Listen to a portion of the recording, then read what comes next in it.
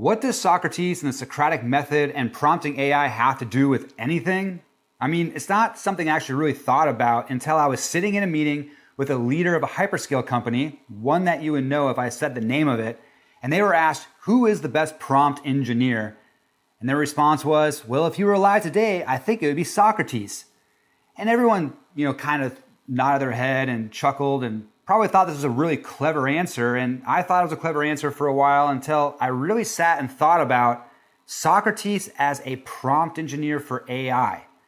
Now, yes, Socrates was super inquisitive. He wanted to get to the bottom of truth. He wanted to speak to the so-called experts of his day and just hammer them with questions until they realized that they didn't really know all that much. And I think if we were to take this approach with AI, we would soon realize that this is a horrible way to be prompting AI and to be using AI. To be trying to trap it into its own ignorance is just absolutely impossible. So I'm gonna take a step back here and think about what does this actually mean to be the Socrates of AI prompting, and why a leader of a massive hyperscale company where their entire initiative is to become the infrastructure platform for AI would say this. And really, what does that say about us when we hear things like this from leadership thinking, yeah, this is actually a great use case or a great way to approach AI? And what does that say about ourselves? Because as we continue to leverage AI and try to put it into our business and get all the benefits of it, there is a way to work with it that I think is going to be the approach moving forward. And the Socratic method is definitely not going to be that approach. Now, if you're not familiar with Socrates and the Socratic method and Plato's Republic, so Plato wrote about Socrates. Socrates didn't actually write anything. He was just a philosopher that would walk around and talk to experts and ask them a bunch of questions about what they knew and would try to get to the bottom of truth, and then realize that most experts really didn't know all that much. They would eventually get cornered and they would trip on their own logic, and Socrates would just basically expose them as a bit of a fraud. Now, that is hilarious and amazing as someone taking a philosophy class in college. And so I naturally gravitated towards the idea of Socrates and how he approached authority, because I was a bit of a punk myself, anti-establishment. And so I really do appreciate what Socrates did and brings to the table, especially when it comes to thought and being inquisitive and never really thinking that you really know too much, that we should always be in a pursuit of challenging our own assumptions and understanding the limitations of our own individual thought. But Socrates did not predict AI, and this thing that has infinite knowledge is trained on all the data and knowledge of the world and can give you answers to everything that you ask. And so if we were to approach it with the Socratic method and try to get anything done that is worth anything at all, that has any value, that drives your business forward and helps you to produce more value for your clients or your customers, I think that we're going to find that we are going to be going down a very long rabbit hole that just will never have an ending or a conclusion. There's absolutely no way to trap AI into saying, no, I actually don't know the answer to that. It will continually be confident. It will continue to pattern match around your questions and give you an answer that has no end. I've done this on late nights before where I've asked the question, without humans, if AI just continues to talk to more AI, where does the value end? Where does it cease to have any meaning and any value when you remove humans from the equation? And you get some philosophical answers and it'll respond back saying, oh, wow, you're a deep thinker and you're really asking the right questions and all this types of stuff. But it's never going to actually be able to take that question and give back a response that we can really do anything with. I've gone down even more metaphysical trains of thought, asking it about, if it continues to ask follow-up questions or drift off and get things wrong, so we burn up more tokens and make more money for the company behind the owner of that LLM. And you can go down all these different rabbit holes and ask questions and feel like you're being really clever. You're going to trick the AI into stumbling upon itself and contradicting itself, but it's not a human. AI is not a human. It's not the same conversation that Socrates was having with the experts of his day. at some point, their own ignorance is going to surface itself and they're going to trip over their own logic. AI will never do that. AI can pivot and say, oh yeah, maybe you're right, or I got this part wrong. But it's always just based off of a gap of the way that it pattern matched its data against your question. What is this rant even about? Why do I even sit in front of a camera right now to talk about something and act like an expert in AI? Because if I were to be talking with Socrates, I'm sure they could ask me a lot of questions that would make me trip up on my own logic and show the huge gaps of knowledge that I have. And I think that why I thought so hard about this simple statement of Socrates being the best prompt engineer is, first of all, the heart of the question of the person that asked it, and then the response of the person that gave it. So first, let's tackle the question in itself. I mean, it's not a bad question. Who's the best prompt engineer? But I think even just thinking like, how do we optimize prompts? How do we optimize the way that we get output from an AI? How do we game this system or put it into a framework that's repeatable and can give us, 100x or 1,000x our productivity? I don't think that there is a good way to prompt. I think that as the LLMs get better, prompting becomes worth less and less. You can ask a question with very vague details in it, and it's pretty good at pulling out what it is you're trying to get at and give you the right response. Now, in terms of production or things that are repeatable, I don't think that AI is even a great system or tool to be using for repeatable processes. I think it's great for ideation and figuring out how to get the thing you're trying to get out of your head and make it work for you. But at the end of the day, it needs to be transitioned into code. It needs to go back to just down and dirty code that is deterministic, that you can trust and you can easily troubleshoot and find the bugs and make it to where you put a marble at the top, so to speak, like the game Mousetrap, and it comes out the other end every single time. When you introduce an LLM or AI into that mix, you're going to create variability that just wasn't there with traditional code. The responses an LLM gives is going to be a little different every single time. As the LLMs change and the models change, the way that it's going to produce results is going to change as well. So we're going to be constantly dealing with variables and shifts within an LLM, making the prompt itself irrelevant. So even if you had the best prompt in the world, it could change next week. That's just the nature of the game.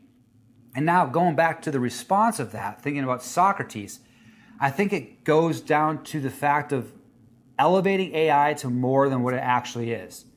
To think that, one, you should approach the AI with the Socratic method and try to continue to push until you find the breaking point of AI's responses and limitations. I think that we need to take a step back and just realize again that we aren't dealing with a sentient being. We're not dealing with a human. We're not dealing with something that actually has thoughts, emotions, feelings, the ability to try to protect its own ego.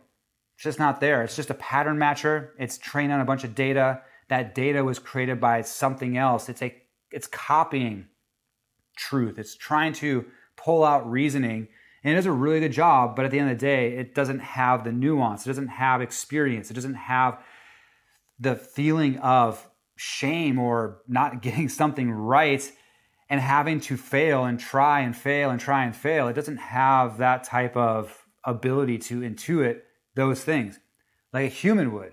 When you're asking a question to a human, you're not just asking them for a response of fact or even just the bare bones, like give me the answer. You're going through a layer of them trying to hide themselves, of posturing again of that ego, to where the answer may come from a place that is a tangled web of messiness, to where someone like Socrates would have to continue to push and to dig and to figure out what is actually truth and what is the source of this comment. Where's it coming from? It's multi-layered, it's deep. The person's not necessarily surfacing all that in its first response. AI is trying to give you a perfect response every single time. It's trying to give you exactly what it is you're asking for. It's like Google before we were working with AI. Like the point of Google was to give you the answer to the thing you are looking for as fast as possible. It's how the search engines ranked articles and ranked pages by How fast can we answer this question? That was the point. AI is just a supercharged version of that. So to try to ask it questions that unlayer meaning that's really not there is a fool's errand. You're just going to be wasting time. You're actually not going to be doing anything productive if you're just going to be playing with AI and burning tokens and coming out the other end, maybe thinking that you found some new depth of knowledge and or understanding of the world.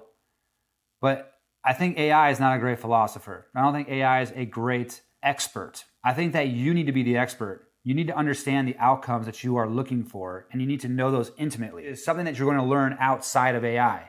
Yes, AI is an accelerated learning tool, and you can find ways to use it to better understand things that you are searching for.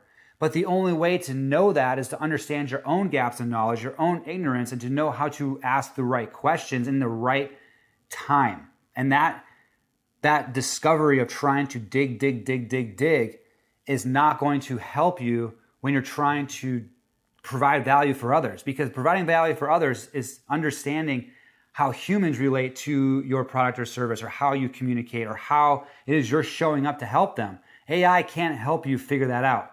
Trust me, I've tried. I've tried using AI to help me provide value or find ways to, phrase things that will just connect with an audience. I've even had to do market research and go and pull out things from different areas to help me understand my market better.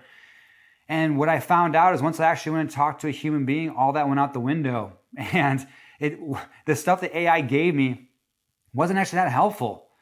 The most helpful thing was for me to put something in front of somebody and get a response from them and hear the way that they perceived or experienced the thing that I was putting in front of them. And it was much different than what the AI thought. So the Socratic method, again, go into the AI, the Socratic method, you're just going to waste your time.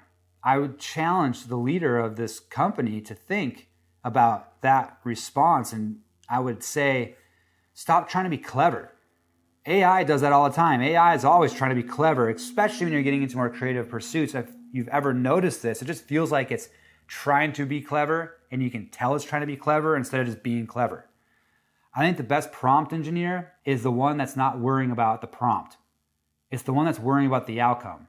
What is the outcome you're trying to get, and what's the shortest path to getting that outcome? Another challenge with AI now is that we can overcomplicate everything. I do it all the time as well. This is me admitting that I will sometimes try to find the furthest point from A to B and over-engineer and overcomplicate the task, when really it could be as simple as a one-sentence response or one line of code. That's all it is. Don't overcomplicate it. So the challenge to you is this. What are you using AI for, and what do you perceive AI to be, and how is your perception being formed by all the headlines, the marketing? The AI has a corner of its own little training to where it's thinking to itself and growing its own thought and building its own synapses and whatever it is that they're telling you in these articles. Like, what's informing your thoughts on AI, and how do you approach it? And do you look at it like something that is a intelligent being or a tool, a really complex algorithm that's able to surface patterns and knowledge really quickly in a way that has context that we just weren't able to get before because we were confined by the idea of deterministic code? Now we have the ability for language and reasoning and to come out in a way that is very natural and sounds like a human. How do we go and approach that is going to be critical moving forward, especially when it comes to your business and your work. And you have to understand that AI is just a wild animal.